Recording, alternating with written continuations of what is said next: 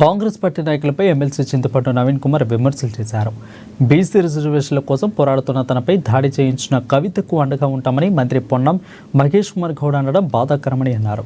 తనపై తెలంగాణ జాగృతి జరిపిన దాడిని బీఆర్ఎస్ నాయకులు కూడా స్వాగతించలేదని, కానీ మహేష్ కుమార్ గౌడ్, మంత్రి పొన్నం ప్రభాకర్ ప్రెస్ మీట్ పెట్టి మరీ కవితకు అండగా నిలిచారని అసహనం వ్యక్తం చేశారు నవీన్.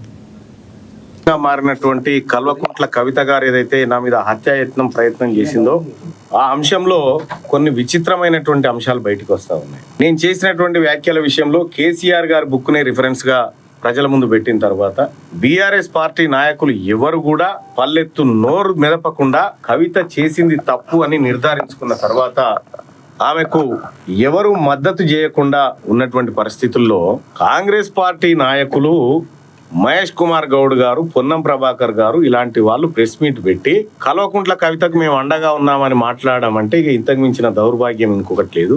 నేను ఒకటి చెప్తా ఉన్నా, మొన్న 3 మంత్రులు ప్రమాణ స్వీకారం చేసినటువంటి సందర్భంలో కల్వకుంట్ల కవిత గారు కూడా ప్రమాణ స్వీకారం చేయాల్సి ఉండే, అవునా కాదా? కాంగ్రెస్ పార్టీలో కల్వకుంట్ల కవిత గారు జైన్ కావడానికి రంగం సిద్ధమైండే. ఇప్పటికి కూడా ఆమె కాంగ్రెస్ పార్టీ అనధికారిక అనుబంధ సభ్యురాలుగా కొనసాగుతా ఉంది. ఇది స్పష్టమైతా ఉంది. లేకుంటే 42% రిజర్వేషన్ ఆర్డినెన్స్ వ్యవహారం ఏదైతే ఉందో అది తేలక ముందుకే, అది పట్టాలెక్కక ముందుకే ఈమె సంబరాల కార్యక్రమాలు చేసుకోవడము, అటు ప్రభుత్వం ఈమెకు మద్దతుగా నిలబడము, ఇవన్నీ చూస్తా ఉంటే కల్వకుంట్ల కవిత గారు కాంగ్రెస్ పార్టీతో మిలాఖాత్ అయిన విషయం స్పష్టంగా అర్థమైతా ఉంది. ఇదే ముఖ్యమంత్రి గారు మరి బిల్లు పాస్ చేసినాం, 9th షెడ్యూల్లో పెట్టాలని చెప్పి డిమాండ్ చేసినాం కదా, ఇప్పటి వరకు ప్రధానమంత్రిని ఎందుకు కలవలేదు? ఎందుకు ఈ 42% రిజర్వేషన్ మీద ఎందుకు మాట్లాడలేదు?